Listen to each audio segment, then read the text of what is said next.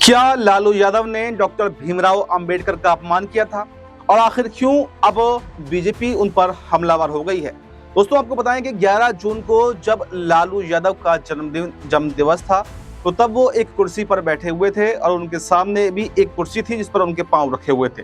इतने में एक कार्यकर्ता आता है और वो भीमराव अंबेडकर की तस्वीर लिए हुए खड़ा होता है।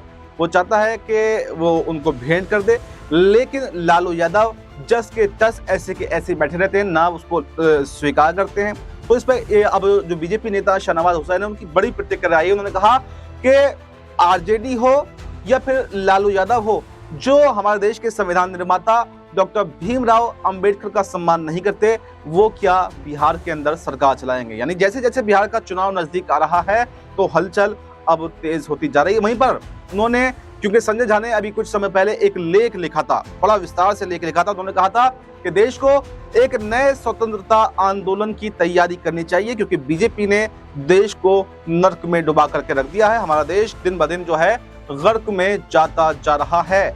ऐसे में शाहनवाज हुसैन ने उस बात को भी कोट किया, यानी कि यहाँ पर लालू यादव पर तो हमला बोला ही बोला, इसके साथ उन्होंने मनोज झा को भी कटघरे में खड़ा कर दिया। उन्होंने कहा कि किस स्वतंत्रता आंदोलन की बात कर रहे हैं, जिस देश में उनके अब मनोज झा को ज़्यादा लालू यादव से सवाल पूछना चाहिए कि उन्होंने क्यों यहाँ पर भीमराव अंबेडकर का अपमान किया। आज देश हमारा चौथी सबसे बड़ी अर्थव्यवस्था बन चुका है। यहाँ पर उन्होंने मोदी सरकार की उपलब्धियों को गिनाया और वहीं पर उन्होंने कहा कि मनोज झा तो एक पढ़े लिखे व्यक्ति हैं, एक प्रोफेसर हैं, कम से कम उन्हें तो लालू यादव को कोई सीख देनी चाहिए कि कम से कम संविधान निर्माता का जो है वो सम्मान कर लें।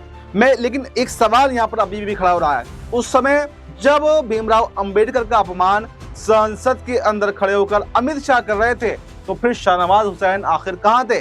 तब ये पाठ जो आज वो संजय झा और लालू यादव को पढ़ा रहे हैं, तब उन्होंने अमित शाह को क्यों नहीं पढ़ाया। सवाल ये बन रहा है और सवाल के घेरे में कहीं ना कहीं शाहनवाज हुसैन भी आ रहे हैं, क्योंकि जैसे जैसे चुनाव बिहार में नजदीक आ रहा है तो दिन ब दिन वार पलटवार का दौर जारी है। क्योंकि अभी एक सर्वे आया था और उस सर्वे में आरजेडी सबसे आगे है, यानी कि बढ़त बनाए हुए हैं, इंडिया गठबंधन मजबूत स्थिति में है और ये बात कहीं ना कहीं बीजेपी और एनडीए से बर्दाश्त नहीं हो रही है। इसलिए वो आरजेडी तेजस्वी यादव, लालू यादव को घेरने पर तुले हुए हैं और अभी हाल ही में एक नई एफआईआर भी लालू प्रसाद यादव पर दर्ज की गई है। यानी कि जब जब चुनाव आता है तो लालू परिवार को घेरने की कोशिशें यहाँ पर बीजेपी करती है। लेकिन क्या इस बार वो लालू यादव को, तेजस्वी यादव को, आरजेडी को रोकने में कामयाब हो पाएंगे या फिर जो सर्वे आए हैं वो जमीनी हकीकत में बदल कर रहेंगे।